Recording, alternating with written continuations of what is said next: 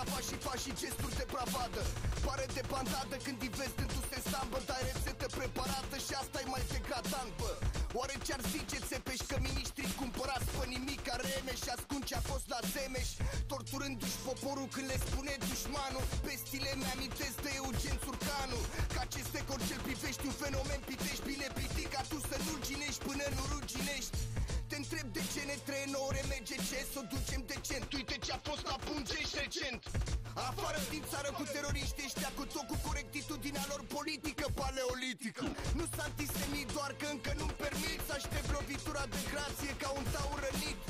Nu vreau bomboane, dar nici bombe. Nu vreau catedrale, dar nici să ajung să fug în catacombe. Când ei aproape și-au făcut sediu un guvern, zi mediu sub asediu până vom fi în infern. Vor putere mai mare și or să o aibă cu răbdare, doar că Dumnezeu are putere și răbdare mai mare.